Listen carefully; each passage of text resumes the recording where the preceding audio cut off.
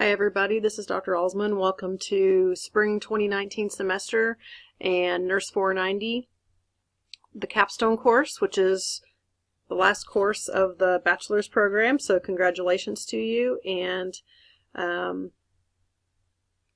just want to take the time to go through the Blackboard site with you, through the syllabus and all of the expectations for this class. This class is different than all of the other classes. This is a reading, writing, speaking intensive course, as well as a university capstone course. So some of the requirements are different. There is a lot more flexibility as far as your work assignments. Obviously, there are still weekly deadlines for some things, but as I go through, I'll explain some of that flexibility. But by the end of the semester, you will have put together a quality paper as well as a presentation that you'll present to a peer group, work group, someone in your workplace that could benefit from the information that you have to share. So with that being said, we'll just jump right into it. If you've never really listened to a presentation before, maybe you fast forwarded through some of the other ones that either me or other faculty have done, I highly recommend that you listen and take notes in this presentation because, as I said, this class is different. There's a lot of little details, and some students tend to get frustrated when they feel like they're kind of lost, or maybe they're getting requests for multiple revisions of work. But again, communicate with me. I'll be glad to work with you as your schedule allows to put this presentation together, and it won't be so bad. So just hang in there. Everyone survives, and as always, if you have any questions at all, please let me know. Okay, so obviously you found this recording if you started here and did the orientation. I left some announcements on Blackboard, one of those being that Blackboard works best in Google, and these presentations upload best in Google. So if you're having trouble, maybe it's not playing all the way through, or you can't hear sound or something like that, it may be because you're in a different browser and Blackboard doesn't like that. So if you're having trouble with the presentation, please let me know, and we'll see what we can do to help you with that. If I have to, I can email it to you.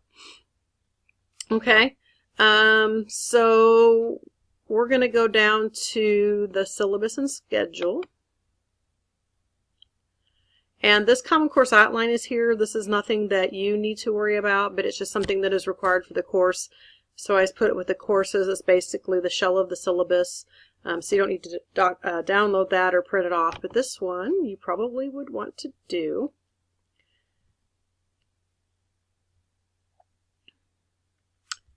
Okay. So you can see on this first page, my office hours are posted. Please allow 24 hours for a response during the work week, 48 hours on the weekends. But I will tell you that I do have email on my phone. I do check it. I try to be responsive to students, especially in this class, because I know when you have time to work on some of these assignments, it's, you know, kind of crazy hours, it's weekends, whatever. So I do try to at least get a brief response back to you, so that you're not waiting around and then missing out on time that you could be working on assignments. If the university is closed, for example, spring break, again, I do answer emails, but it may just be a little longer. So I really do try to respond to you guys so that you can get assignments done in a timely fashion, because that's, I know, very important to you.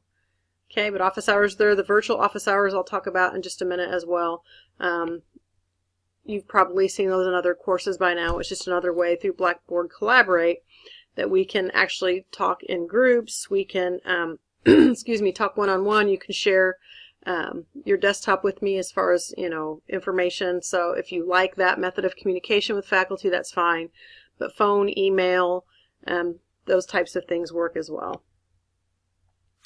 Okay, so the first few components of the syllabus just kind of go through the description. This course is putting together the knowledge and skills of major coursework that you've done throughout this program, but also things that you are experiencing in practice. You'll be required to complete a major research project aimed at addressing an issue or problem in your workplace, very simply put, connected to your field of study, which is obviously nursing. Activities will include a major research paper. If you notice, you know, it's only about a 7-page paper, so don't worry that it's going to be some 20-page book or something. It's not that long. You will also present your work along with a PowerPoint presentation. And these are opportunities to display the content, research skills, critical thinking, and effective learning that you need to obviously be a lifelong learner. I'm sure if we were all in the same room together and I asked how many of you were going to go on for advanced degrees, probably well over half of you would raise your hand. That just seems to be the nature of nursing anymore. People are wanting to go on. They want more education. Maybe some of you are thinking, heck no, I am finished. I am not doing this. I said that several times myself, and obviously achieve the terminal degree in nursing. So don't ever say it won't be you, because if you're saying that, it probably will be you. But just know that you have to be able to write, you have to be able to present, you have to be able to discuss and articulate thoughts and communicate with peers, work with peers. So hopefully we've prepared you through your baccalaureate education to be able to do those things in advanced courses, programs, etc. Also, the presentation and the paper that you do in this class might also be an example of work that you could use to submit to a college or university. I know some places do require that you submit examples of writing because they don't want people in their programs that can't write. So when I ask for that second or third revision, sometimes it's only because I want you to have something that is obviously APA appropriate and something that is, you know, stellar enough work that you could present if you had to. So that's kind of the summary of the purpose of this course. It's reading, writing, and speaking intensive. Like I said, it's the only one in the BSN program that is designated as such. And obviously you can take other courses with this course, but you cannot take this course unless you have completed everything else or it's a co-req. Okay. I won't read these to you, but Roman numeral 3 and 4 talk about the outcomes related to the liberal education and UCC requirements for your degree are met by this course. So it's kind of a lot there. If you'd like to read through it, feel free. And then the course outcomes.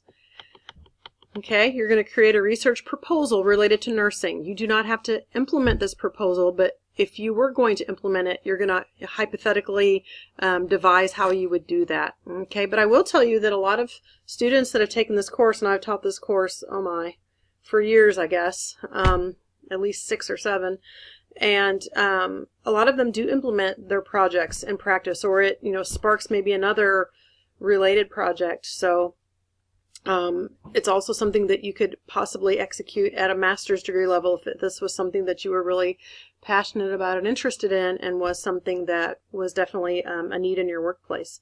So don't ever discount the fact that maybe this project, because a lot of them are quality improvement projects, are something that you could actually do and implement. Okay, you're going to orally disseminate it, which means you're going to present it to a group of people. It could be, again, work peers. It could be other people within your organization that you're going to present this information to, and I'll explain that more later. Collaborate in the collection, documentation, and dissemination of information. Basically, you're putting a paper and a presentation together. And the last one, integrate the knowledge and skills of applicable major coursework in the university core curriculum coursework. So this is kind of, again, a culmination of everything you have done during the course of the program. Oops, sorry. So basically, you're going to do discussion board activities. A lot of the activities in this course are related around discussion board and responses, putting together that paper, and then presenting the presentation at the end. Okay, you do not have to buy any books for this class. You should already have them. And that would be the APA manual, your best friend probably by this point, and one you probably want to get rid of as soon as you graduate. But also the Pollitt and Beck research book. I've had students email me and ask me if an older version would work. It probably will, but you will need to come up with the page numbers for whatever edition you have. But it'll be pretty evident to you what you need to look up out of that textbook. If you have another baccalaureate level research textbook, you could probably use that also. I don't really care about that. You know, we had asked you in your research course to keep the book for future courses. Some people do, some people don't. We're also requiring it now in the Nurse 300 course, but some of you may have not been required to do that. So whatever research book you have, that's cool, but you just need to make sure you can correlate the readings. I've given you the readings for the most recent edition of Pullett and Beck. Okay, you obviously will need to be able to upload your video. YouTube works the best, and obviously that's a free account. And you should have done that in other courses by now. You could also do Google, but I find that Google tends to be a little more cumbersome, but again, it's up to you. Just know that you're going to have to be able to record your presentation and upload it at the end for my review as well as other peers in the class. Okay? Roman numeral 7 just kind of goes through all of the reading, writing, speaking intensive policies for the course. I'm not going to read that to you. You can go ahead and read through that. The grading scale is here. You all know that by now. I've kind of alluded to the assignments, and I'll go through those in detail here shortly. So you can see the number of courses in the points in the course is 700. For the discussion board posts, responses, and then your presentation and your paper. Okay, so it seems like a lot of points, but if you do the work and communicate when you're needing help or struggling, you're going to be fine. And that is not false reassurance, that is truth. Okay, we do have an accreditation visit coming in 2020. It's for all of the nursing programs, and this is a routine thing. So we do like to keep examples of student work. So, I may say to you, Susie, that was a really great capstone paper, and I'd like to keep it as an example. But we do keep all assignments. We archive Blackboard, so just know that we may show your work to accreditors, but we're not going to publish it or do anything with it that we shouldn't do. It's just for our accreditation. Okay. Here we also talk about the policies regarding late papers, etc. As I said, this course is a little different. Some students take research with this course. We changed that a couple of years ago because we found that to do research and capstone at the same time is very difficult. There may be a few stragglers out there that if you were in the program before that policy changed, that you may be taking them at the same time. I'm hoping we're getting to the end of those groups because it's doable, but it's a little hard because you're trying to do your lit review, you're trying to put this paper and presentation together, and it just gets a little overwhelming.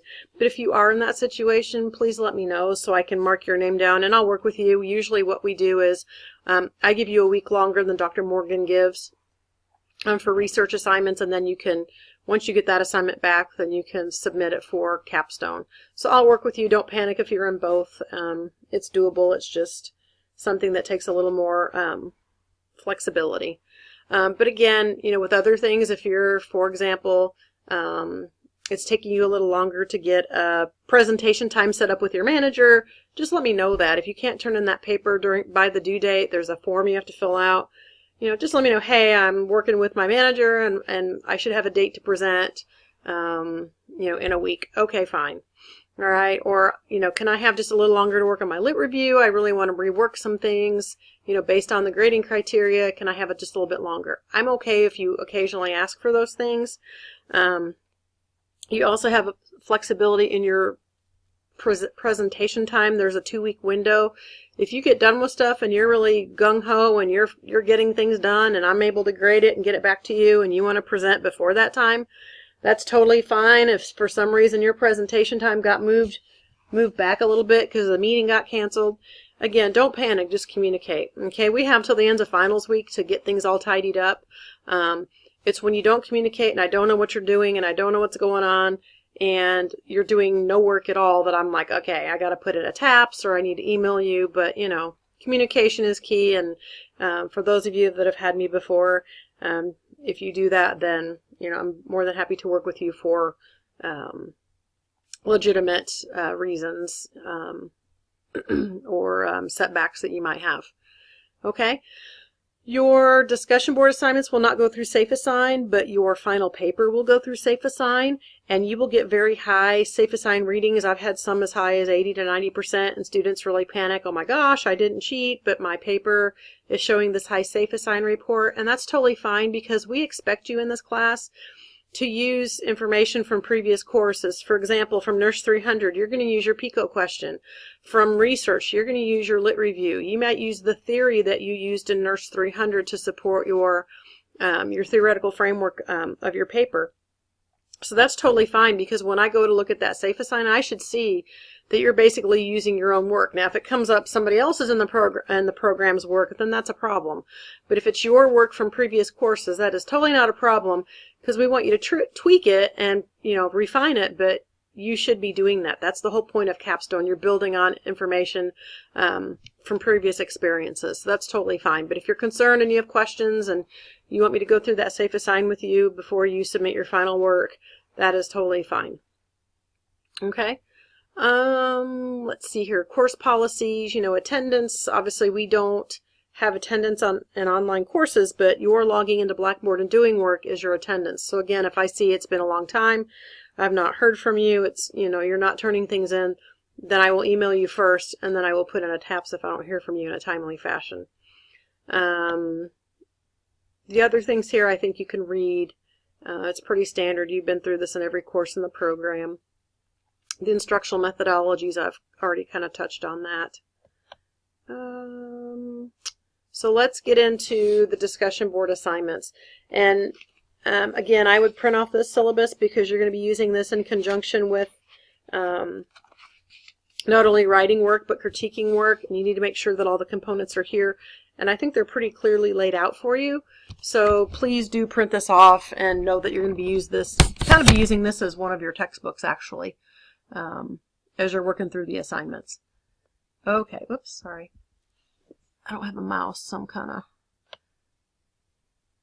clicking and it's not going so well. All right, so the background to this course is you have several assignments that serve as stepping stones to a capstone assignment at the end of the semester. So I realize that you have some of the components of this assignment already, but don't jump the gun. Don't try to rush it ahead and put things where they don't belong or do things before they need to be done, okay? Take one bite of the elephant at a time. Do it in the right order, because that's going to help you build your paper, okay? I realize that most of you have a PICO question. Again, a few years ago in the program, we used an evidence-based problem. We didn't have students put it in PICO, and we decided we didn't like that. We wanted students to do the PICO much earlier in the program, specifically Nurse 300 now. So if, again, for some reason you don't have a PICO question, I think most of those people have graduated and we're past that. But if not, let me know and I'll help you with that. But I think most of you should at this point, as I looked at the class roster. Okay. But you built that PICO question and it was approved in Nurse 300. In research, you kind of probably tweaked that, and then you developed a literature review. Okay, so you're going to work with that PICO, but there's some stepping stones that you need to take and cross before you get to the PICO. Okay, because as you'll see, the PICO question isn't until a little bit later in the semester. So just trust the process and build it in the right order. Do not even talk about your PICO until it's time to talk about it, and I'll show you that in just a minute. Okay, now the PICO question will guide you, so mentally review that. If you don't remember what happened in research, maybe it's been a while since you took it, I would go back and pull that. That's one of your first week's assignments, is to pull that PICO question to look at it. But there's some discussion board assignments that are going to lead you up to the unveiling of your PICO question in your paper. Okay, and once you put your paper together, it'll make total sense. But you're going to complete those assignments, and some of it may be a little bit repetitive, but what I find too is students kind of need to review it. Maybe you're working in a totally different place. Maybe you don't like your PICO question and we need to tweak it a little bit. And we can tweak PICO questions without totally redoing a literature review. So sometimes it's not throwing everything out, it's just revising what you have. So if you're not in the same place of employment that you were when you developed the PICO, so you don't think you can present it, or if you don't like it, or you want to change it a little bit, just work with me. We can usually come up with something that is going to work without you totally starting over. And the reality is too, sometimes I have students that totally start over, but again, it's a 6 to 7 page paper. I'm sure there's other courses that you have made or developed papers that were much bigger than that. So don't stress about it. If you're struggling from the get-go, let me know and I'll help you. Okay? But go back and find that PICO question and then figure out what we're going to do with it and let that guide you mentally as you develop the other discussion boards that will precede that part of your paper. Okay. As I said, at the end, you're going to present all of this. You may use some of the assignments from other courses. Okay. Now, keep in mind, too, because in this program, we necessarily don't make you correct errors on papers and then resubmit them. And we've had discussions about that because I feel like sometimes students don't read what we write, and so they don't make corrections. So they're making the same APA and formatting errors that they did from the beginning of the program. The writing may be better, grammar and sentence structure and spelling may be better, but they're still making the same mistakes. So again, for the assignments that you're going to use from previous courses, please make sure that you, and I hope you have them because you were told to keep things, hopefully. But hopefully you have them, but you also have the comments from faculty, because if I see, things that aren't corrected and aren't fixed, then I'm going to, have to grade that again, which will take longer to get things turned back to students. So do make sure that you're correcting things because you should have progressed in those skill sets from the beginning of the program until now. Okay? But don't also think that you can copy and paste everything from previous courses. Again, you need to critique it. Is this, good writing, sentence structure, APA, grammar, all of those things. If you're trying to do a direct copy and paste, it may work, it may not. Okay? And you may be getting it back and expected to revise it. And I will tell you that sometimes APA is a little bit subjective, as objective as we try to be. Sometimes it's difficult. Dr. Morgan and I went through the DMP program at USI together, so we kind of got on the same page with our APA writing and style because we were being graded by the same professors, and we were doing, we were working together on a lot of projects. So we're pretty much on the same page with that, but there may be something that she catches that I don't, or, vice versa. So, we do the best we can to follow rubrics and to be objective, but sometimes, I may see something that she didn't see, in the lit review that you submitted for research, or, maybe I was like, wow, I didn't, think about that in something that you wrote that was, really exemplary. So again, we all have our strengths and weaknesses with that. We don't expect you to be perfect, but we do expect you to critique things before you submit them. All right. Also, my suggestion to you, I haven't made this required. I don't know why. I guess it's an organizational thing, and it's kind of up to you how you want to do things. But I would think that best practice in developing a research proposal over a 16-week semester would be to, as you get feedback and grading on each section, that you put it in a paper. Okay, I know a lot of you use the Perla template. I use that in school. I like it. There's also templates in Word. But, as you get things graded and you correct them, I would just start putting them in a paper format. Okay, you don't have to submit it that way. Some students do. That is totally up to you. But also, sometimes I find that if you're just, submitting at the very end and you put your paper together, I've noticed that the running heads are off, or people forget page numbers, or the title isn't right, or the font isn't right, or something like that. So if you put it in a research proposal working document, that's what we're calling it, RPWD. You'll see that on your calendar. If you're putting that in a rough draft from the get-go, then you don't have to worry about it. Now, there's only one discussion board that will not be in this document and will not be part of your presentation, and I'll show you that in just a minute. And when I show you that, it'll make sense because it's just a interpersonal communication between you and your coworkers and your manager. But every other discussion board will be in this paper. So my suggestion is, trying to put 7 sections together at the end versus doing it as you go will make a lot more sense. And if you want to put it in that paper format and submit it to me every time and highlight the new part, that's totally fine. Same thing with references. If you don't put references until the end and you've got them here, there, and everywhere, you're going to forget one. And I do notice that's one thing that I really pay attention to is, do your references in your paper match the references at the end? Okay, same thing with your PowerPoint. If you start developing your PowerPoint as you go, then you're not going to be scrambling at the end to try to put your PowerPoint together. So at the end of the semester, all you're going to have to do is go present, upload it, critique other students' presentations, and voila, you're done. So I'm going to leave it up to you, but you know, if you wait till the end, it could be a little more stressful. And I know students get really stressed as this semester goes because you're just ready to be done. Okay, but that is a suggestion. It's up to you. All right, so basically the rest of this presentation is going to go through each discussion board and what is required in each discussion board, and I'll also give you weekly feedback as we go. But again, pay attention to the criteria. This is basically your textbook right here because it tells you everything that you need to review and everything that you need to do. Okay, so discussion board 1, which will be your first assignment. You are to identify a policy, procedure, problem, or issue in your workplace, clinical setting, community, whatever that corresponds with your PICO question. So it should support your PICO question unless you want to start over, which most people don't. Okay, so if you're struggling to figure out how that works, again, maybe you changed jobs, maybe you want to make it a little different, you didn't really like it, but you just turned it in, let me know and I'll work with you to fix that. I love this class, honestly, and one of my favorite things to do is just to discuss with students. What's something you see in your workplace? What could be better? What could you do?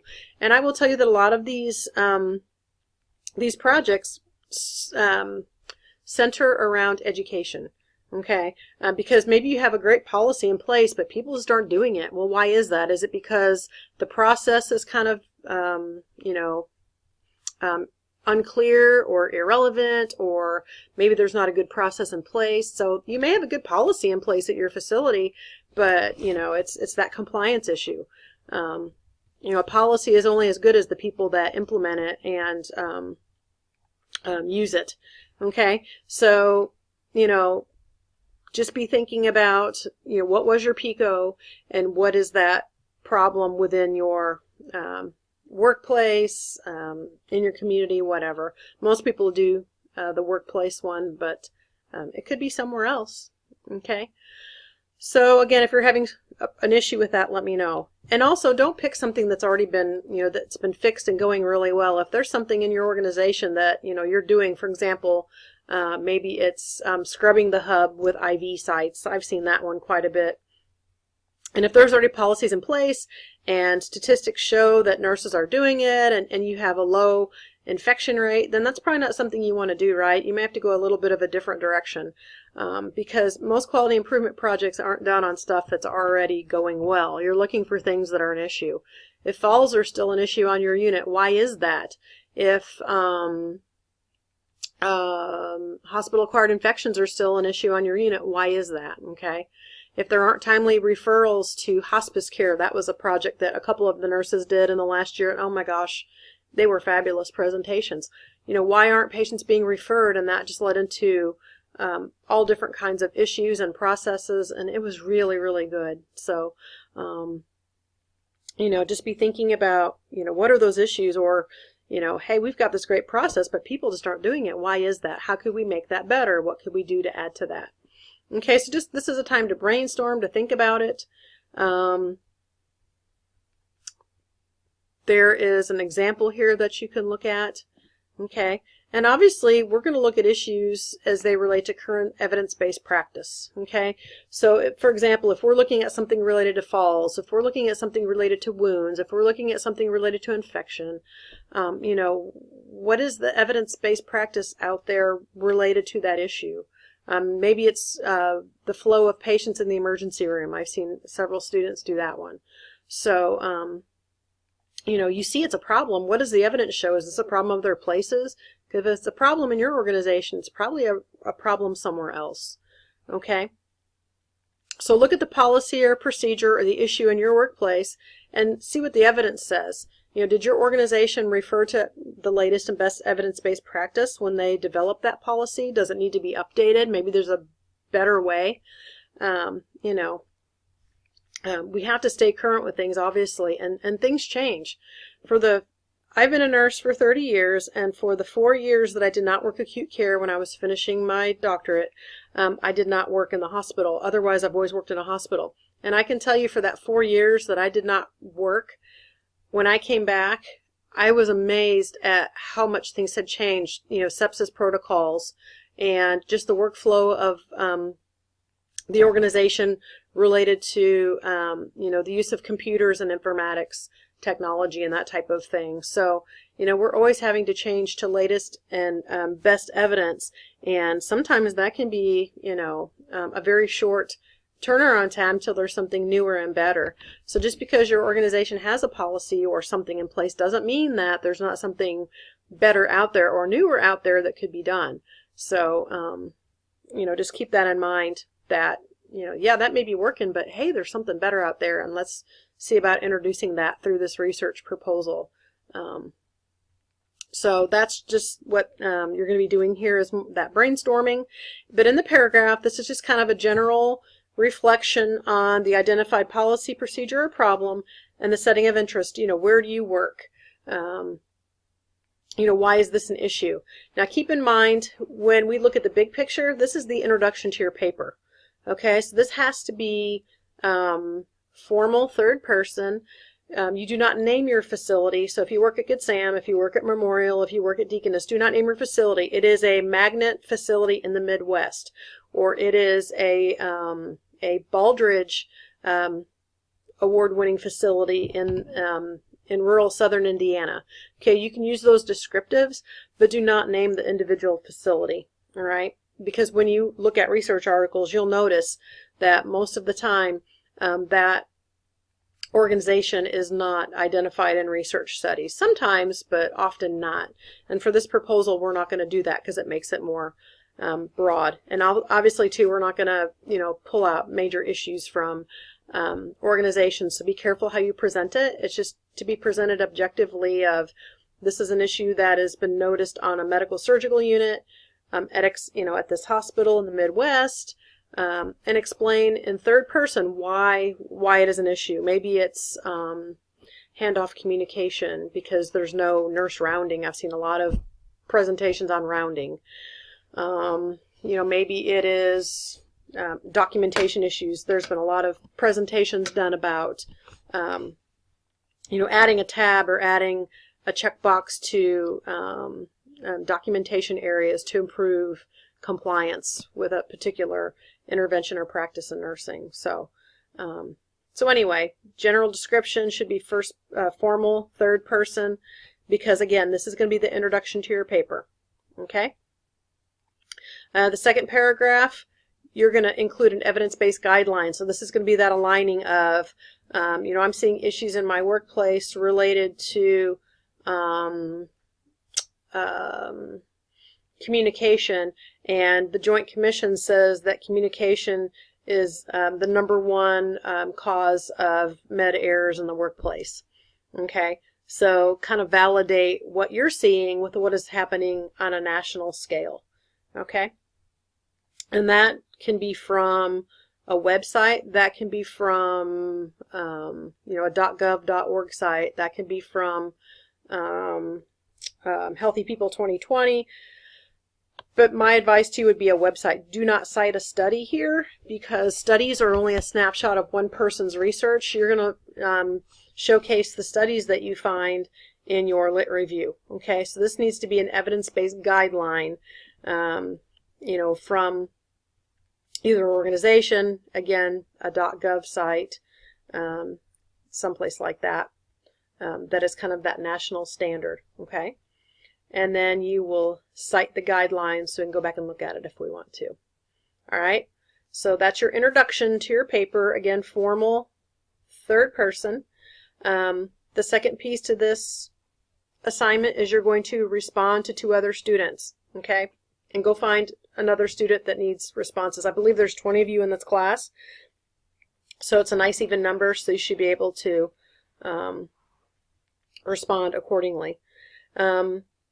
You might find a student that has a topic similar to yours, and you might want to kind of follow that person's, progress throughout the semester.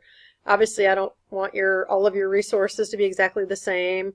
You shouldn't be doing exactly the same thing, but maybe they're in a different hospital, maybe they are in a different setting, but the topic is similar, and so it's kind of interesting to compare and contrast what you're finding versus what they're finding. But again, it's not required, it's just a suggestion. Okay?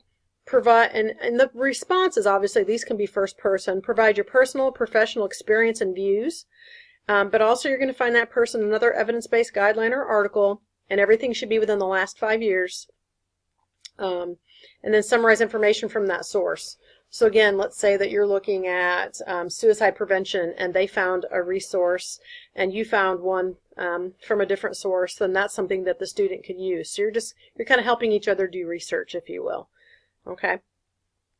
So you're going to respond to them and help them out with that reference. Okay. And again, if you have experience with it, great. If not, hopefully you learned something new. That was one of the favorite experiences that I've had really throughout all of my education, is just kind of seeing other people's perspectives and experiences. And now as a teacher, to see, you all are working full time in healthcare, and so you're seeing and observing things, that either I have never seen or observed, or, you're seeing them in a new and different way. Or maybe I've experienced that too, because as I said, I still work at a hospital. So I really enjoy reading your perspectives on what you're seeing and what you're doing where you work as well. Okay, so that is discussion board 1. Discussion board 2, now this is the one I told you is not going to be in your paper, because this is basically you discussing with peers. I've had some students that do not work, so if you do not work, know that you can discuss this with other people maybe in the class. There's an email list if you want to discuss, you could ask maybe their opinion on something. If you don't have that, there's also nursing blogs that if you wanted to get on one of the more reputable nursing blogs, you could, ask your questions to fellow nurses on a blog. I think most people by Capstone are working, but not always, and that's totally fine. So if you need someone else to brainstorm with, those are some options that you can do. So basically from discussion board 1, which is the introduction to your problem, you're going to have a discussion with those other nurses. At least 5 would be great. You don't have to give their first and last name, but like their first name would be good, just so I know that you actually talk to people. And it also should include your immediate supervisor and or manager, because if you're going to investigate something on the unit, your manager probably needs to know about it. Okay.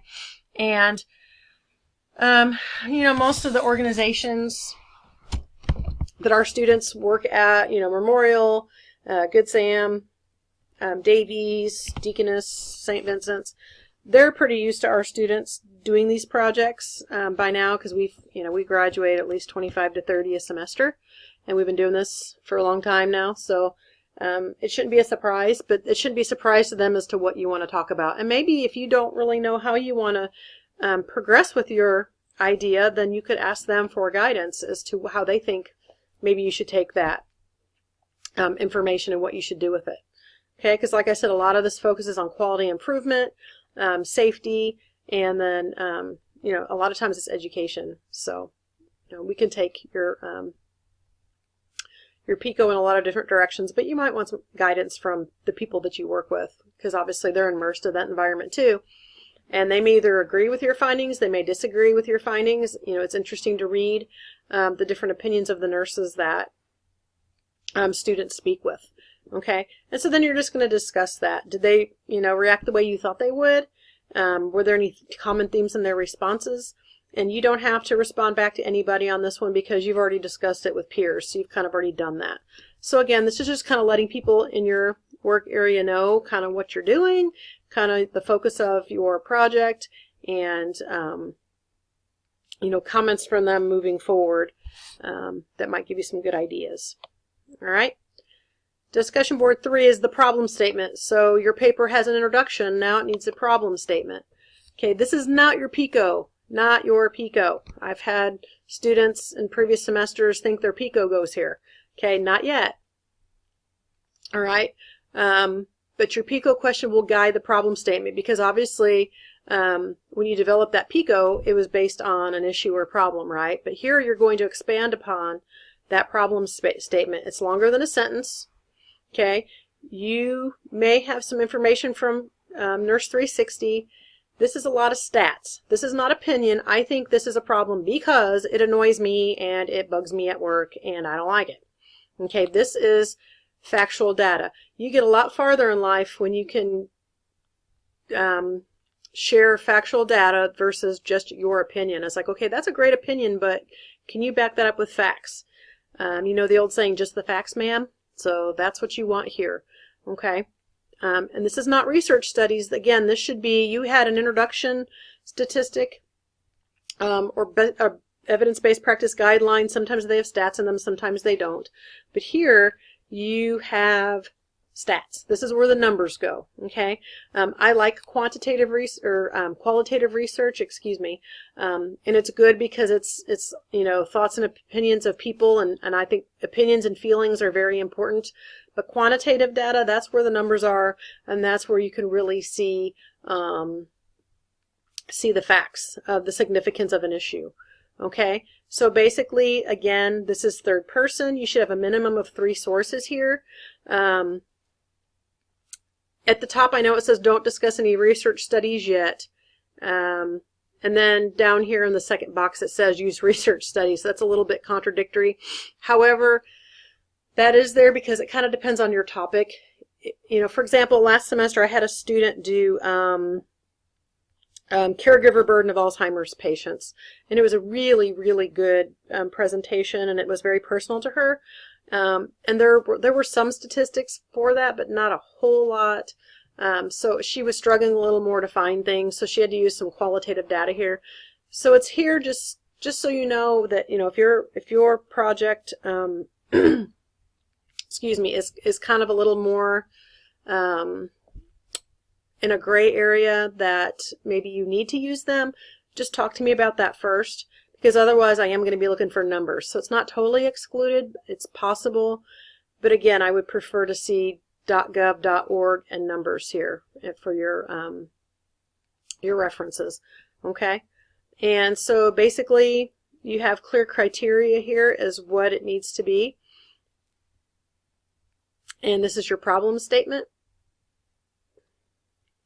Okay, clearly state the problem. For example, here it was suicide is the 10th leading cause of death amongst all age groups and accounted for 41,149 deaths in 2013. CDC 2015.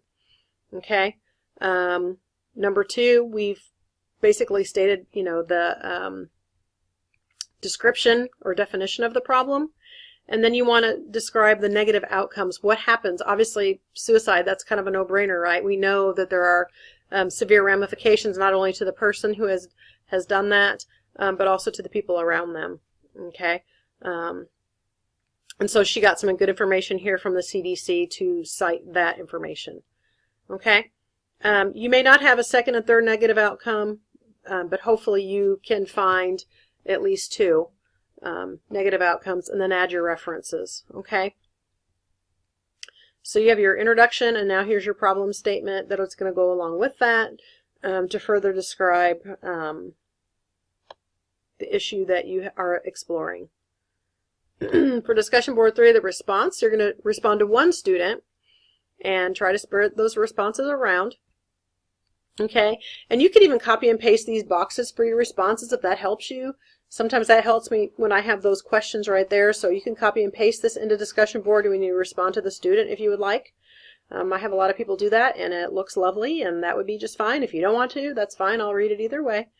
But basically, you're going to review the references that they have provided and provide 5 suggestions to improve the problem statement. If you can't come up with 5, you know, just you know, try to give them some other constructive feedback at that point then. You know, maybe discuss their references, etc. I know sometimes 5 can be a little much, but just give good quality feedback, and if you're lacking a little bit there, then try to give them a little more on some of these other points. Okay, because again, it just depends on the topic, and there are so many different topics that's hard to be specific for just one, so we try to be a little more flexible, but just give some good feedback based on this criteria. Okay? Discussion board 4 is the literature review. You wrote a bibliography in research, based on a lit review that was based on your PICO question. Okay. Make sure that you have 5 references that are research studies published within the last 5 years. If you took research a while back, then some of those studies may have exceeded the 5-year limit. They do have to be within 5 years. Okay. But if it's a relevant topic, you should not have trouble. Again, if you're struggling with something here, or you want to cite a seminal study that is just totally, relevant to this this research that has to be cited, just communicate that with me. Otherwise, I'm going to say find another one less than 5 years old. Okay. Do not copy and paste from 360 because you need to make sure it's correct, that you did all of the revisions that Dr. Morgan suggested. She may have asked you for a little bit of a different format. Okay, or it could be too long because she asks for a lot of information, and it probably is more than you need in there. So just make sure that you are briefly discussing the research study. So what was the purpose? What was the setting, the population, what tool did they use or instrument for data collection? What was the main intervention used, and was there any statistically significant finding? And you need numbers. I don't want to see, oh yes, it was significant, and there were no recommendations for the study. I want to see the numbers. I'm not a statistical fan either, but I know how important it is to be able to cite those numbers because, again, numbers are what show and are more powerful than just saying, yeah, it was significant or no, it wasn't. And you should have had to do that in research. So again, if I don't see the numbers there, you're going to have to put the numbers there. And that's where your research book is going to come in handy as you try to determine significance. But the article should tell you as well. So make sure that you have those things there. What is not in here is discussion about the use of international studies. I'm fine if 1 or 2 of these that you used are international studies, but if all 5 of your studies are from outside this country, then I'm not sure how you can validate relevance within this country. Okay, an example that comes to mind is when we talk about skin to skin immediately after birth. Several students wanted to use information from other countries, but where the healthcare system is different, where the level of care is different, prenatal care, postnatal care, where deliveries are at home, it really wasn't the same. It was kind of comparing apples and oranges to our healthcare system, what's currently being done in the hospital versus what's being done in underdeveloped countries. So, excuse me, if you feel like you are needing to use a lot of these international studies, which Dr. Morgan should have pointed that out as well because we've had this discussion, then, just let me know. But you should be able to find research within the United States. Because obviously our healthcare system is much different than a lot of other countries in the world. So, alrighty, so that is the lit review, and again, tweak it, but hopefully you don't have to redo the whole thing if you have made corrections as Dr. Morgan has suggested. Okay, and so the response you're going to review, and again, it might be best to just copy and paste this box into discussion board. It'll be a lot easier, and that way you can give clear and concise feedback. And if you can come up with 5 suggestions to improve the lit review, great. If you can't, just, again, beef up the feedback maybe in other places. Because I realize if they use a lit review that Dr. Morgan has reviewed, that has been, feedback was used and it was revised, sometimes it's kind of hard to find 5 things. So I have that here, but obviously if you can give good feedback in other areas, I'm happy with that. Discussion board 5, aha, here's your PICO question. Finally, you have those other supporting pieces to your paper. Now it's time to introduce the PICO question. Okay, so you have reviewed research studies, and so based on those research studies, we're going to come up with our PICO. And that's why I said earlier, if you're not real thrilled with your PICO question or is no longer relevant, but you like the topic you reviewed, we can kind of tweak the PICO a little bit to better fit and to still support your lit review, even if you don't exactly like the question. Okay, so let me know, or I may say to you, hey, this really is not going to work, or it's not clear, or whatever. We can fix that and clarify it so that you have a better direction to go. Because again, you're going to actually hypothesize how you would implement this project, and so sometimes you may have the PICO and all those other pieces, and then it's like, oh, how am I going to do that? Okay, and that's a big challenge with research is you've identified this, but now how are you going to seek to either A, improve it, B, change it, or you know, try to actually implement a change through a project. Alrighty, so if we need to do that, we will. But basically, you're going to go ahead and specifically state the problem, the intervention, the comparison, so what are you comparing it to, and then the outcome. And again, if you're not clear on what PICO is, I have posted some other things on discussion board that I will, or on Blackboard, excuse me, that I will show you that you can use. But I think again, most people should have a PICO by now. Okay, and remember with PICO, we typically want to add something. That intervention is something we're going to do in addition to what we're doing now. Okay, so I've stated my problem. My problem is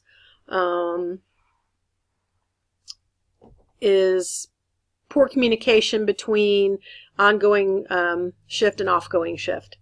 Okay, my intervention is going to be bedside report compared to what I currently do now, which is report at the nurse's station.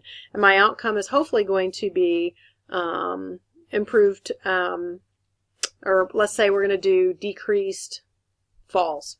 Okay, because we've communicated, we've rounded. I know who's high risk fall. I know who to check on first, who to check on more frequently. So that outcome has to be measurable. It should be specific. Don't just say I'm going to have better patient outcomes. Okay, because that could be 50 million things. That outcome has to be very specific, and it has to be measurable because I can measure patient falls, right? I've had people do decreased med errors. You know, it could be a little harder to coordinate that bedside rounding, but again, it's that improved communication. So you have to kind of pick something that you want to measure. Okay, so I think that's where most students have issues, is in that outcome section, because it's something that's not specifically measurable, that you can't look at, you know, and interpret with numbers. Okay, so you can replicate a study. You know, obviously you're doing a lit review. If there's a study that you thought was really good and really made a lot of sense to you, and that's something you think you could hypothetically implement on your unit, then you can, you know, kind of replicate that by you know, following that article's guidelines and then hypothesizing that for your project. Okay, that's not plagiarism. And if it's a study that, you know, directly relates to your topic, the replication of studies is what makes research relied and valuable, because it's been replicated. Okay, so think about that too. Okay, so if you have any issues with the PICO, this should be pretty short, because you're basically just defining the problem is, the intervention is, the comparison is, the outcome is. You can do a descriptive paragraph at the end, but I just really like to see that PICO, you know, even in bullet points, bulleted it out, and then a brief description at the bottom of each component, and you're done with that section. Okay, make sure that you respond then, and you can again use this box and copy and paste it into discussion board and give a student feedback. Okay, discussion board 6 is pretty easy. It's basically just finding a theorist. You probably don't have your Nurse 300 textbooks other than hopefully the research book. So you can use this website, the nursingtheory.org website, and you can basically find a theorist that is going to support your project. There's a lot of very broad theories. You know, you were introduced to theories in Nurse 300, and so basically pick one and add your reference and how that is going to support your project. I know a lot of people think, well, how does theory really apply to research? But for example, my capstone project in school was increasing caring in nursing students, and my theorist was Dr. Jean Watson, who is the guru of the caring theory, and it actually made perfect sense, and it actually illustrated the fact that just because people are caring does not mean they're competent, because competence actually underpins caring behaviors. So it actually, you know, really gave that meat to my my project of, oh yes, nurses and especially students should be kind and caring and good to patients, but heck, we also need to know what we're doing, because if we're not competent and we're not delivering that kind of care, then we're probably not very caring, right? Because we're letting things happen to our patients, and you know, it's just that piece of the holistic care of the patient, and being sure that we can not only be kind and caring to our patients, but we can be competent and not hurt them safety-wise. Okay, so there's a lot of ways that theory kind of ties all of that together. Of you know, we have this research that has been done by a theorist that supports, you know, the issue or problem we have. A lot of people use Henderson. A lot of people use Patricia Benner, Florence Nightingale. I see that one a lot. So, you know, just kind of peruse the theories. This website, they're very easy to read, and then you can pick one that relates to your theory. And again, it can be very broad. You can actually pick a theory outside of nursing if you want to. I've seen Lewin's change theory used because, like I said earlier, a lot of times there may be a policy in place, but people just aren't following it because it's change, and change is hard, and people don't want to change. And so that change theory is a really good one too, especially if you're going to be doing something along the lines of education related to your topic. So if you need any help, let me know with that. But it's pretty easy peasy and straightforward, and then you're just going to respond about the theory. So you can copy and paste that. All right, discussion boards 7 and 8 are new for you. I know you've all had stats, and I know you've read a lot of articles throughout this program, but I know that students are very uncomfortable with stats. Okay, we all go to the summary of the article because we don't want to read the researchy part. We just want to know what happened, right? We don't want to have to decipher all that statistical data and what it means. Okay, but it is really important that you understand what it means, and obviously to have a valid study and a reliable study, you have to use the correct statistics. You have to know all of the preset parameters to determine if you have statistical significance or not. Okay, so I'm not expecting you to be an expert. I've given you readings here, so it may take you a little more time on these weeks to do some of the reading and review.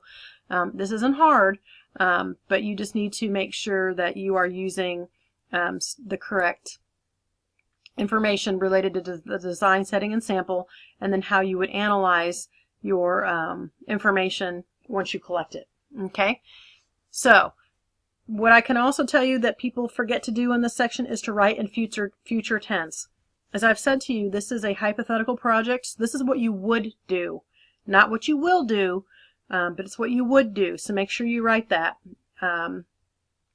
Use WOULD, or I will give it back to you and say change all your wills to would. Because if I had a dime for every time I did that, I would not be working because I would be a millionaire.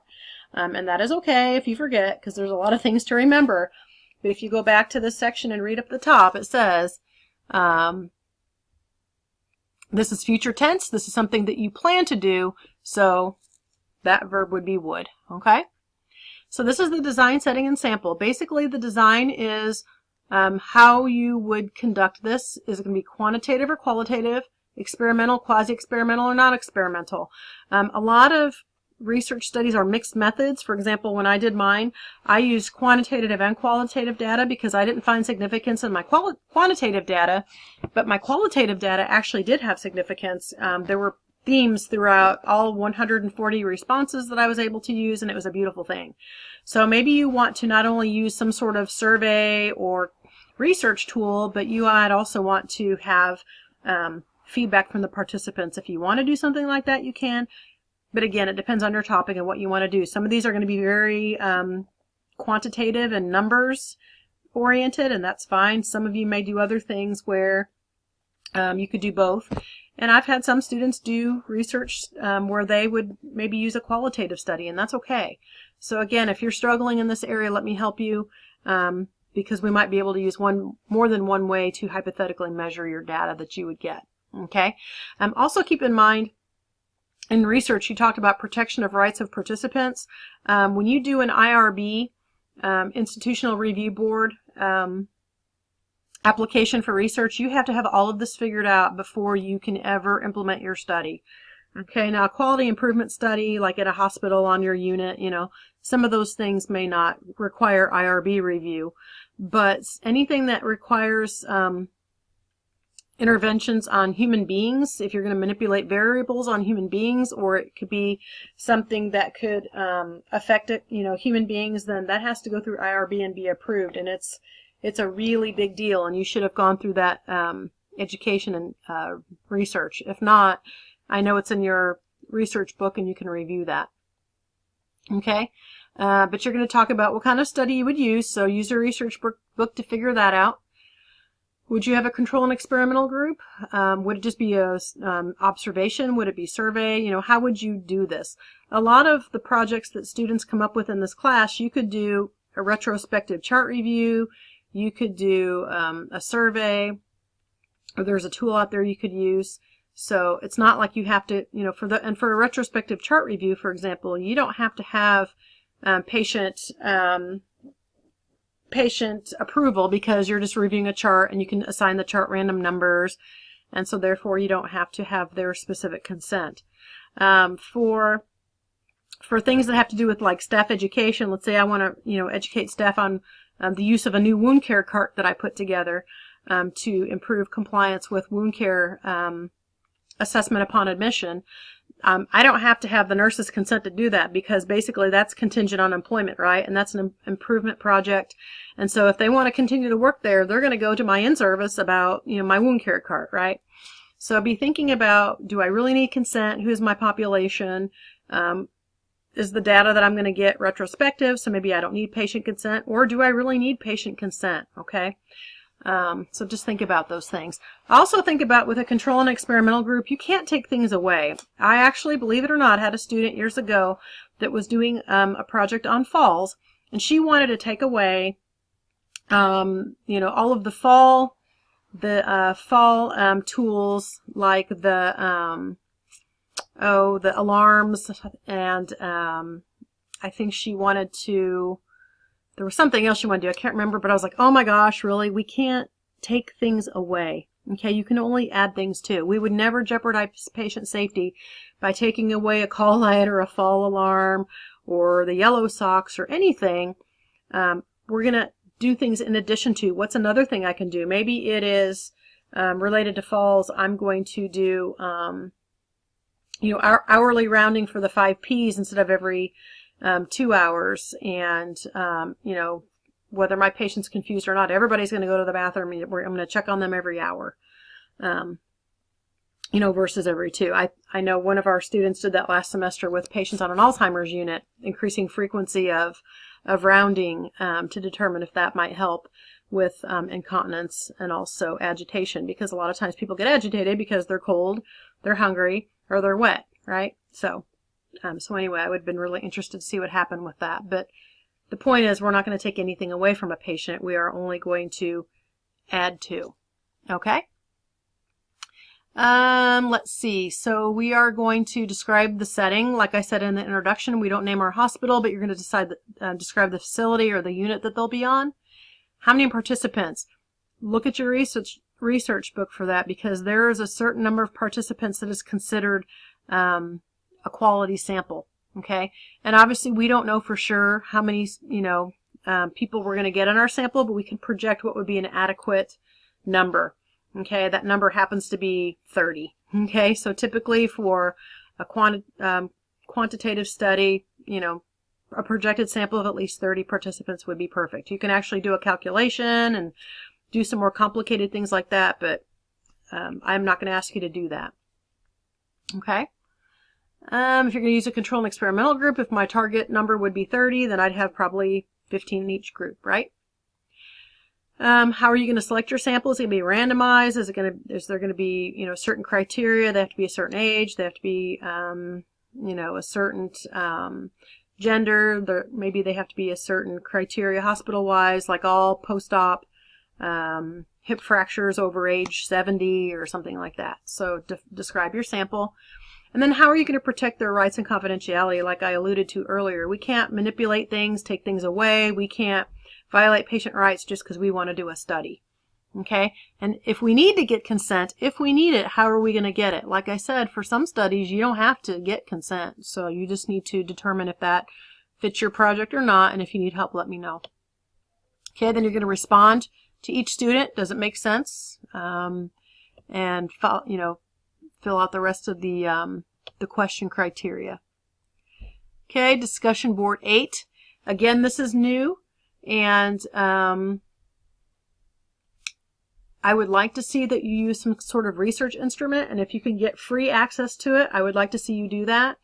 I used one called the Carrying Ability Inventory. It actually had good reliability and validity, and it was free to use in education, so I didn't have to pay for it. I would never want a student to have to pay for something that you're just using for a project like this. But in your research studies that you're reviewing, if there's a tool that they use, see if you can find it. See if you can add it as an attachment at the end of your paper. Maybe you're going to be doing a project where you're going to come up with the questions yourself. You're going to do education on wound care. And so there's certain questions you want to ask your staff about wound care for your pre and post test. Okay. If you're going to make up a pre and post test, let's say with 5 questions, I'd like to see what those are. Add those as an appendix to your paper. Those go after the references. So any tool that you use or any quiz that you make up, just put it at the very end of the paper. And then within the paper, you would put see Appendix A. If you have more than one, see Appendix B, whatever. Because it is interesting, especially if you look at the tools and there is reliability and validity. Obviously, if it's a questionnaire or a quiz that you make up, there's not going to be reliability and validity because you're the only one that's used it, right? Reliability and validity is something that you need to review in your statistics book. A lot of students misinterpret what this means. Okay? But it also is important when you talk about statistical significance, because if it's a reliable and valid tool, then that means that your results are most likely reliable and valid and can be used as best practice. Okay? And again, for these types of projects that you're doing for this class, you're doing a lot of quality improvement type stuff. So you may be using a flow sheet within your hospital. You may be, like I said, making something up yourself. So you can't test reliability and validity of that, right? But if you're using the Braden scale, that's reliable and valid because it's been used. It's considered a best practice tool. It's used in hospitals and facilities all across the country. Okay, so if you're not clear on how to determine if you're using a reliable and valid tool, let me know. But again, don't pay for anything. Even if you can refer to the tool that you would want to use, that would be fine. But when you're doing research, you want to find tools that have been tested before, because again, the more something is tested, the more it can be deemed reliable and valid. Okay, so make sure that you look at that in your research book very carefully. Okay, and then number 3, describe the data analysis you would conduct and that you would collect from the instrument.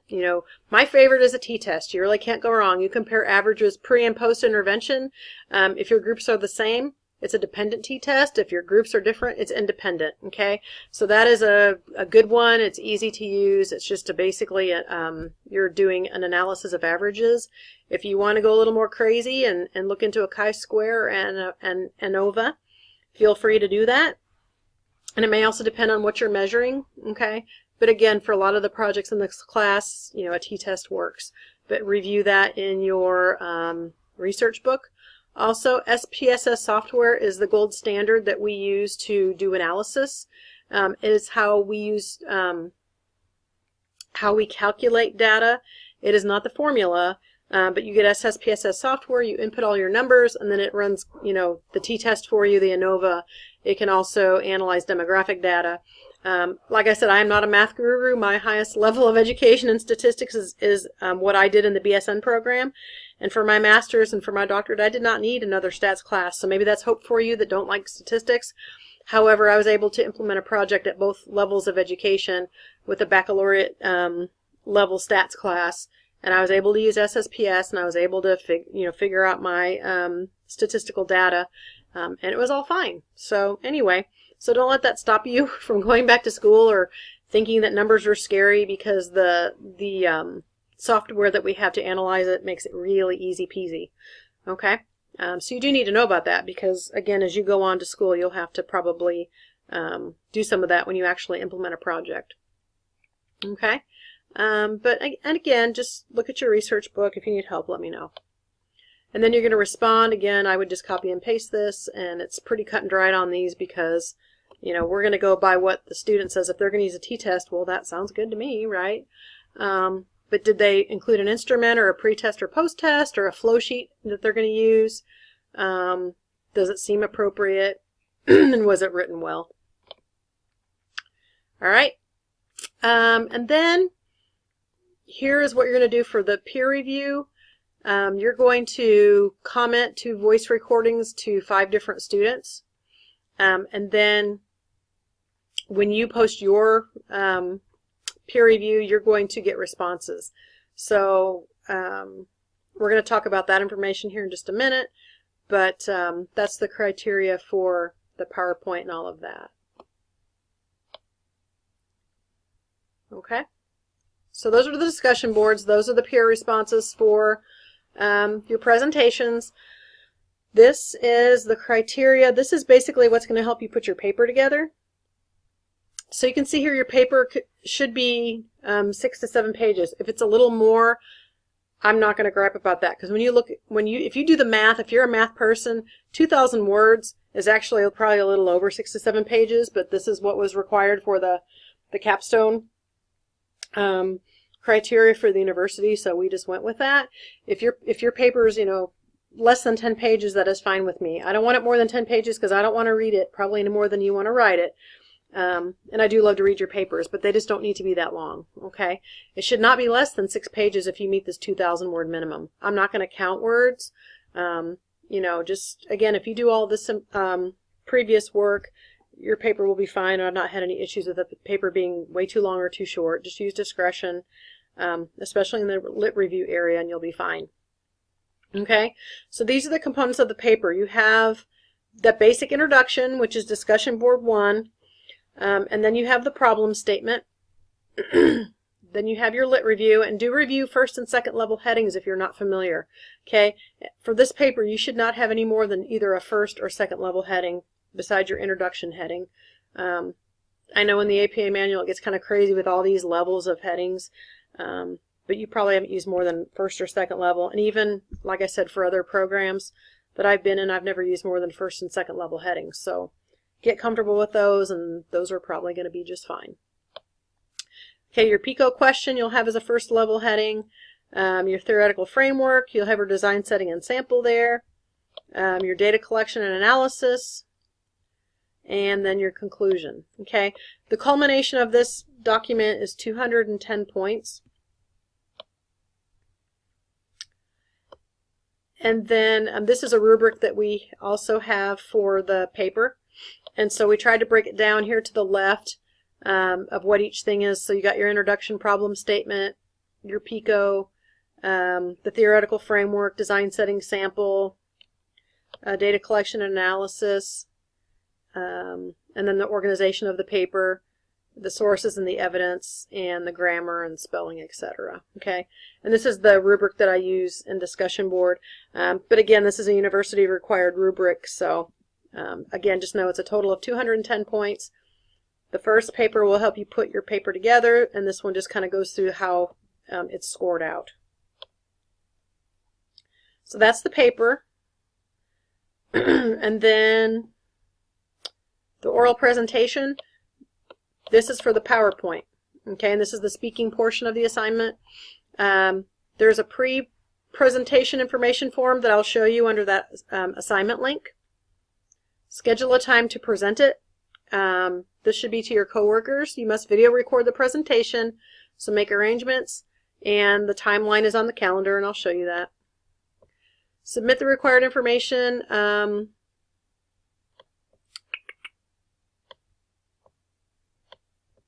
I'll show you where to do that. Again, you're just basically going to take the information from your research proposal and you're going to put it in a PowerPoint, right? With bullets. It's not going to have every single word on it. You're going to have to present. Okay, you're going to have to make note cards. I don't want to see people reading from their papers. I've kind of seen that a lot. I've seen people sitting at desks presenting, that type of thing. So again, this is a formal presentation and you need to treat it as such. I'm sure you've had to do those in other courses. Make sure that your video equipment works. Most people use their phone and then upload it through YouTube. Make sure the sound works, that we can hear you. We need to see you, not the PowerPoint, because the PowerPoint will be on Blackboard already. Okay, and then you'll have your supervisor complete the grading rubric, and then there's a couple other forms that I'll show you. Okay. Here in just a second. And then this is the rubric that you need to give to the person that will be critiquing your assignment. And you can see how it's scored out here. Basically as an introduction, designate a camera person, pan around to your audience, because I have to know there's people there. I think I've had people in the past kind of try to skirt around that and not present to people, and that is not acceptable to fulfill the requirements of this course. So I need to see your people. Obviously you can delete it when you're done. But I need to know that there were people there. I would like to see 4 to 6 people in each presentation. If there is a reason and your job doesn't have 4 to 6 people employed there, just let me know that. I make exceptions accordingly. But there should be at least 4 to 6 people in your audience, because obviously you want to disseminate this good information, you know, and education is what it's all about. So the more people you have there, the better. Okay. You should have all of the components of the research paper here except for discussion board 2. Like I said, that was just kind of a brainstorming assignment with your coworkers and informing your manager about what you were going to do. The conclusion, again, all the components should be there. You're going to have to write a conclusion to your paper. Obviously, every paper has a introduction and conclusion, so make sure you have that. I'm not grading that. That's just something you'll put with your final paper. And then the verbal piece. Make eye contact. Make sure your PowerPoint, I need to review it before you present it, so let's make sure that it's not got typos in it or things that shouldn't be there. And then nonverbal, be professional. You can wear scrubs, you can wear professional dress, but you know, look appropriate. Face the camera on you, not the presentation. The PowerPoint will be on Blackboard. Do not read from your paper. You need to have notes. I'd say by the time you're done here, you're going to know this content pretty well. And I know it's hard. I'm not the best presenter in the world, and I'll be the first person to tell you that. I'm not going to fail you if you give it a good college try, okay?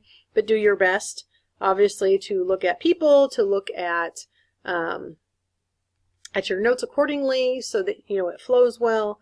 But the big thing is just stand up there and be professional. But, you know, I know it's hard. So it has to be at least 7 minutes to receive credit. I've seen some go pretty long, especially when they include questions and answers. And you should ask your group if they have any questions. Don't just cut it off at the end. I want to, you know, hear what kind of questions they might have for you. Okay. But it has to be 7 minutes long to receive credit. So make sure that you practice and that you know how long it is. And again, the questions aren't included in that. And this portion of the assignment is 70 points. The forms that are turned in are your sign-in sheet, the completed rubric sheet that has the scoring on it that I just showed you, and then the presentation form.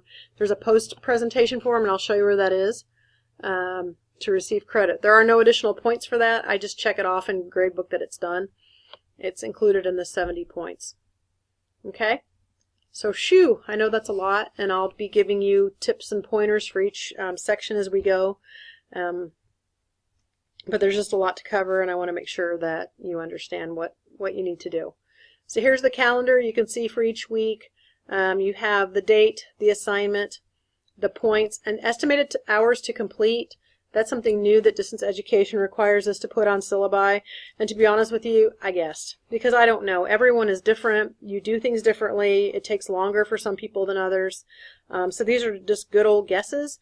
I do know that for each credit hour of work, there should be at least an hour and a half of work time outside of the classroom.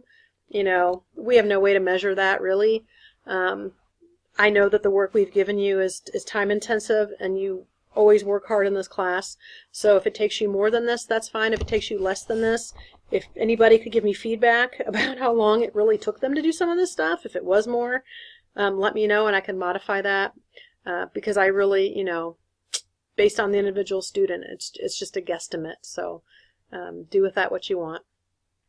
Okay, so you can see the due dates are on Fridays, and you can see that the presentation information form, I need to kind of know when and where you're presenting. And I realize those dates can change. I realize sometimes even jobs change, or maybe the meeting got canceled, whatever. But I just want to know that you've talked to your manager and that you have a tentative date planned.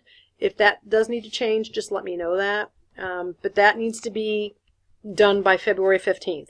Okay, and again, I'll show you the form. I'll show you where to put it. But I need that so I have an idea. And if I don't get it from you, I'll be kind of asking, hey, where's your tentative date form? I need at least something. And don't put TBA, TBA, TBA. I need to know that you've tried to secure a date. But if there's a problem, just let me know. And then, excuse me, you can turn in the form once you have that date. It's all about communication. Alrighty? So you can see here when things are due, when the responses are due. And I will tell you that I grade after the response is submitted. So I do the complete assignment. So you may submit discussion board 1. I'm not going to grade it until you do the response. Okay, and then I grade them within a week usually. This is the only class I'm teaching because I'm doing administrative stuff for ASN and for the program. So you guys are my priority. I really try to make sure that you get things back in a timely manner.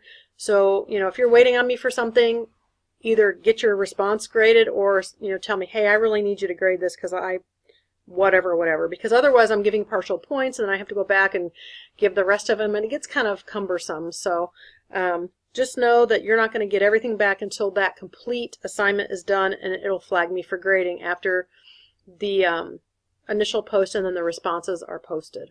Okay? You have suggestions here to keep revising that PowerPoint and reading, writing, or the research proposal written document, sorry. You know, just go ahead and revise that as you go, if you want. Spring break, already looking on that. I gave you a little extra week after that to kind of get caught up because there's a lot to do there. You may have some revisions. And then after spring break, you'll do those new sections, discussion board 7 and 8. And then you have 2 weeks between the 8th and the 15th. You have to submit your paper, submit the PowerPoint for review. I need a little turnaround time on that, so if you get your PowerPoint done on Sunday and you want to present on Monday, that's probably not going to happen. But email me and let me know it's ready, and I will grade that ASAP before your presentation because I want to make sure, again, there's no typos in it and that it has all the sections in it, okay? And I will say here, if your paper is not quite done, but you're trying to get your PowerPoint done and your presentation finished, I'm a little lenient. I have to put a due date on here, but if you're, you know, needing a little extra time for the paper, just let me know that, hey, you know, can I submit it week 15? I really want to get my presentation and my PowerPoint uploaded. But again, I have to make sure that I've seen all of the sections of your paper, even if it's not officially put together, okay? So you have 3 weeks there to kind of work on all that stuff. All right, and then, like I said, there is the peer review of presentations. You are to review 5 of them. That's kind of your final exam. And then you're to respond to any questions that were asked of you regarding your presentation. And then, voila, you are finished. All right, so that is the syllabus. Announcements are here. And I did leave some of the announcements from previous semesters here because they're questions every single time anyway. But they have headings, so like discussion board 1, I left something here for you. I'll talk about the BSN pin in a minute because there's a deadline to turn in that form. Feedback on assignments. You know, if you go into my grades and click on the blue link, you should be able to see the feedback. I had students tell me that they weren't able to see my comments, but I do spend a lot of time giving you feedback. And so please make sure that you're reading that so that you have that for your paper. And if I ask you to call me, you know, that's not the end of the world. I know this is distance education, but sometimes a face-to-face discussion through the phone or Collaborate just has to happen because maybe you're way off course. And it's a lot easier for me to talk to you in a 10-minute conversation and get you back where you need to be versus trying to email back and forth and that communication isn't there. You know, oral communication gets lost sometimes, I think, when we write. So if I say, hey, give me a call when you have time or what works for you, you know, if it's at 7 o'clock at night, you know, I'll give you my number or you can give me your number and we can talk over the phone even if I'm at home and you're wherever or, you know, whatever that may be. I'll work with you, but I may ask you to do that sometimes if you're just totally off base and it's going to take me twice as long to write it out as it is just to, get you where you need to be back on track. Okay. Literature review. This is just kind of a reminder about your lit review. Assignment feedback. I do try to give assignment feedback, and I left a couple of those up on some that students have trouble with, but I will update that for your class as well as needed. I already told you about Chrome. And then the virtual office hours. I know this isn't the first semester that's been required, so I do have office hours for that posted. But again, if you don't want to use that, I've never had anybody connect with me on Collaborate. I wait in my empty virtual classroom, but and that's totally cool if you'd rather call me or email me or whatever, but I do have those available. And then there's just a welcome. All right. Excuse me. I'm not used to talking so much. So assignments. This is where you will submit assignments, and I'll show you where these forms are. There's that pre-presentation form that I told you has to be turned in by February 15th unless you talk to me about that. So just submit it here. I'm pretty sure you've submitted assignments throughout the program, so I don't need to click on that, but that's where it goes. The second one is for your paper. That's where you'll submit the paper. The third one is for the PowerPoint. The post-presentation information, and there are actually 3 forms that go here. It is the sign-in sheet, the grading rubric, and the post-presentation form. So I'll update that to say 3. I like this orientation and going through the site because sometimes I find things I miss because I just required that sign-in sheet, I think, last semester. So just know there are the 3 forms, and it does state that in your syllabus. I know I fixed it in the syllabus. And then for each course, we now add these course outcome alignments, just in case you want to know how the course outcomes correlate to your activities. They're aligned here. I don't know why you need to see this, just in case you just really want to know, but the point is we develop course outcomes that students have to meet, and assignments should be tied to that. So we're not having you do things just for fun or just because we think it's something you should do. It's because it's a legitimate course outcome that is correlated to the baccalaureate essentials, and therefore that's how we're accredited, and we can show evidence of that. So that's just another example of how these activities meet the outcomes of the course and ultimately the program. All right, so that's assignments. There's a distance education tab that's on every distance education course, so if you need anything, obviously there's no exams in this class, so as far as proctoring or anything like that, we don't do that. But that is there. Faculty information. There's my information. So if you have questions about office hours, virtual office hours, email, phone, whatever, there that is. Here's the link to my virtual office hours. If you're not sure how to do that, if you click on, this link, you can see how to access the virtual office. I'll click on that real quick.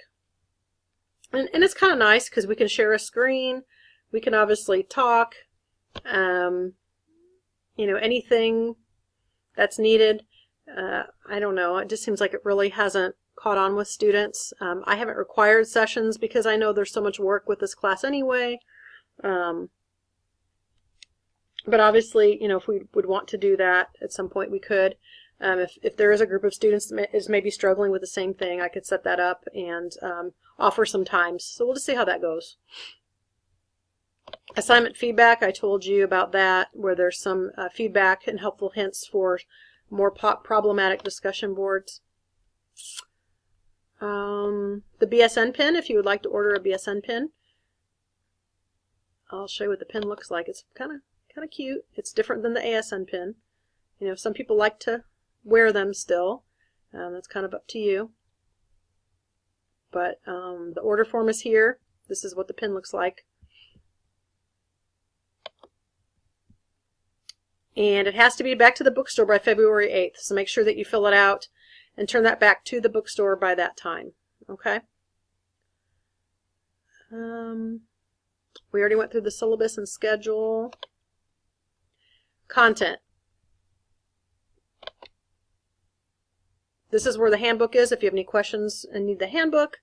Those forms I was telling you about, the pre-presentation form is right here.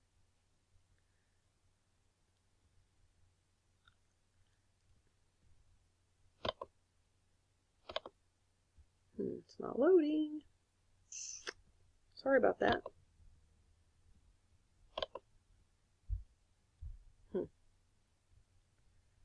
Well, let me try again.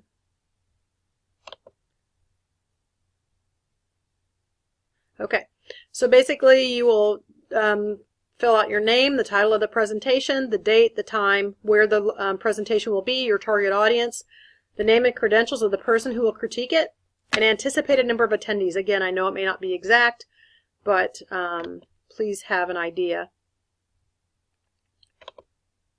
of who will be at your presentation. All right, and then the sign-in sheet, I'm not going to show you that. It's just a sign-in sheet, but make sure you have your participants fill that out.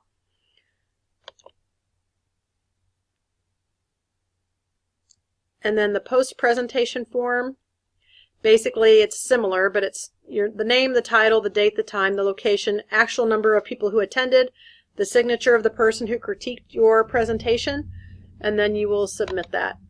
And so just keep in mind the pre-presentation form by February 15th, these two forms, and the actual presentation rubric. So you have 3 things that need to be turned in at the end of the course after you present. And I've reminded you of that right here. Some other things here are the common statistical tests, some PICO information, evidence-based practice information, examining the evidence articles. These are really good as far as when you're looking at the caliber of evidence and what the best type of evidence is when you are doing research. And then there's a sample paper and literature review here from Purdue OWL, which is kind of the standard that many places use for APA. And there's also the lovely blue book on page 41 as a sample paper. So make sure you're looking at those things if you're still struggling with writing, or like I said, I'm always happy to help you. Okay. Discussions, just have access to the, whoops, hopefully you won't see that. Have access to the discussion boards to create your threads. Email tab, gradebook is here. The VU library, there's been a lot of updates to the VU library. They're temporarily going to be located next to the bookstore at the old Becca Student Union if you do like to go visit the library. But there's a lot of new online resources, so make sure that you take a look at those. And then the end of course survey, you can't see this right now, but at the end of the semester I will post that, and you'll be able to do an exit survey like a graduation survey, and then there's also the university survey, so I'll make that available later. Okay? All right, I know that's a lot of information. If you have questions, please let me know. And like I said, I'll be sending weekly emails and weekly tidbits and feedback to help you along the way. So thank you so much for listening, and have a great semester.